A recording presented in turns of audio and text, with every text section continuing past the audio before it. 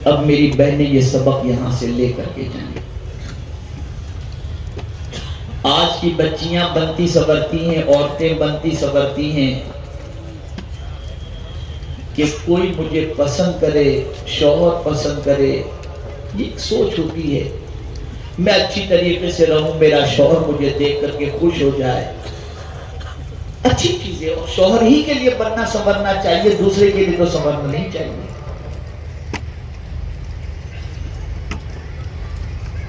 ایک عورت یہ سوچتی ہے کہ میرا شوہر مجھے پسند کرے، یا اگر غیر شادی شدہ لڑکی ہے تو وہ کبھی رشتے کے سلسلے میں بن سنور کر رہتی ہے، اور اس کے لیے حکم بھی ہے کہ گھر میں جب رہے تو اچھی طریقے سے رہے کہ کبھی بھی کوئی مہمان آ جائے تو وہ اتنی گندی نہ ہو کہ دیکھ کر کے اس سے گھن پیدا ہو، بلکہ ہمیشہ جوان لڑکی کو اچھی طریقے سے گھر میں رہنا چاہیے کہ کبھی بھی کوئی آئے تو دیکھ کر کے اس کی آنکھوں کو ٹھنڈک ہو، اور اگر وہ اپنے بچے کا رشتہ کرنا چاہے تو کر سکے.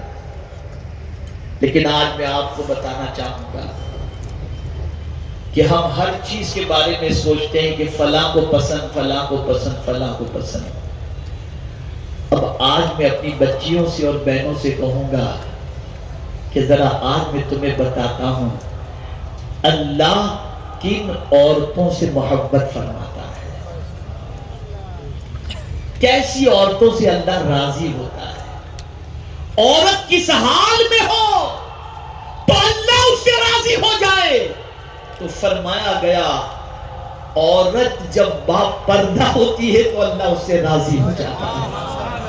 اس عورت کو اللہ، وہ عورت اللہ کو بہت زیادہ اچھی لگتی ہے جو عورت با پردہ رہتی ہے.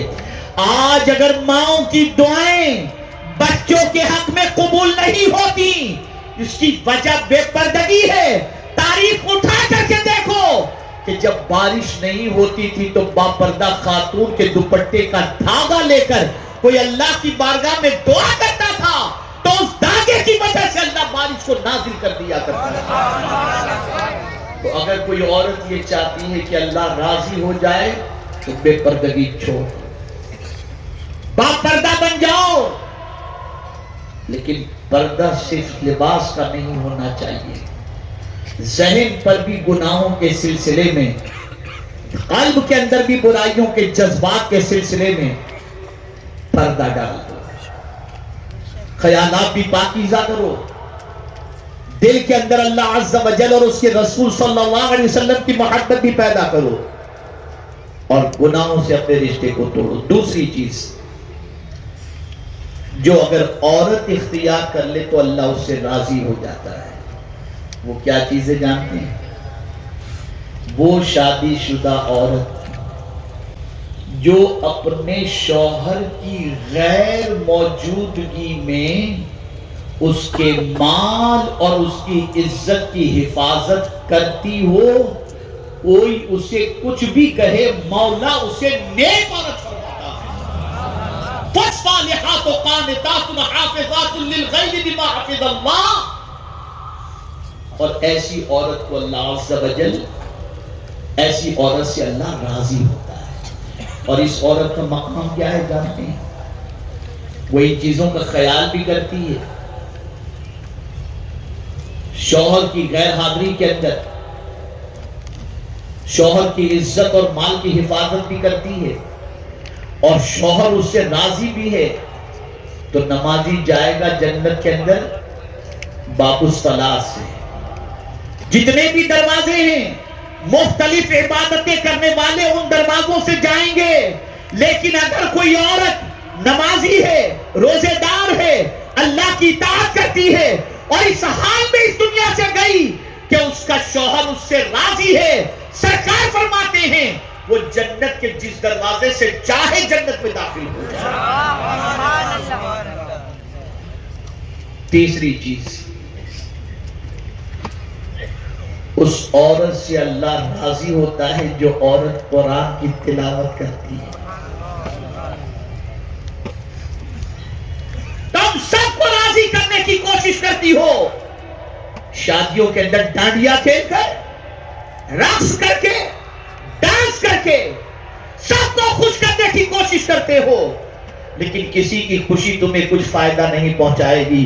لیکن اگر اللہ کو تم نے راضی کر لیا تو دنیا بھی سمجھ جائے گی اور آخرت بھی سمجھ جائے گی. اور جب تم قرآن پڑھو گی نا تو اللہ راضی ہو جائے گا. جب قرآن کی تلاوت کرو گی اللہ راضی ہو جائے گا. اور بس ایک آخری بات عرض کر کے میں اپنی گفتگو کو ختم کرتا ہوں، اور وہ آخری بات یہ ہے، جب کسی کے کاندھے پر سر رکھ کر رونے کا دل چاہے، جب کسی کے کاندھے پر سر رکھ کر رونے کا دل چاہے تو قرآن اٹھا لو، اسے سینے سے لگاؤ اور جی بھر کر کے رو لو. قرآن کو سینے سے لگا کر جی بھر کر کے رو لو، یہ قرآن تمہارے سارے غم کو ہلکا کر دے گا. بدلو اپنی سوچ کو.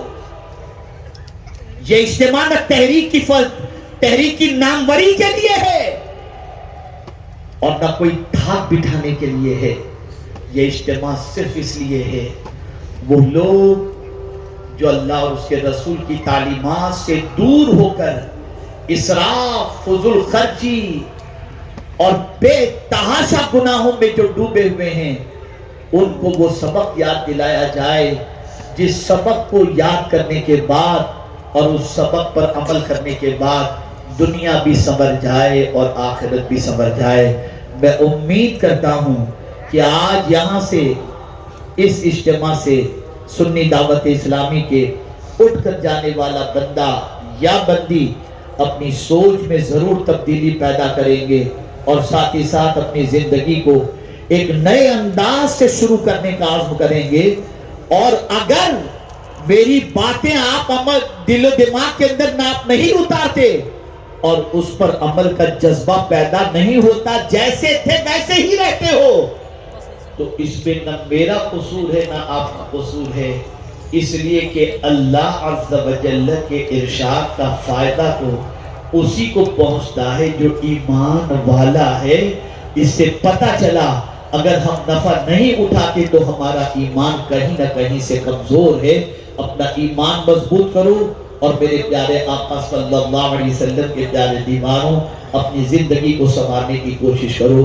میں اپنی بہنوں سے بھی کہوں گا جو ہو چکا چھوڑ دو، بھول جاؤ، سچی توبہ آج کر لو.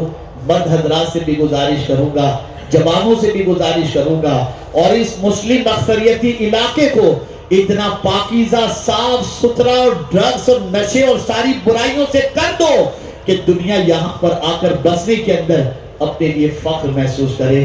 اللہ تعالیٰ مجھے آپ کو سب کو کہنے سننے سے زیادہ عمل کی توفیق نصیب فرمائے. وما علینا الا البلاغ المبین. السلام علیکم ورحمۃ اللہ.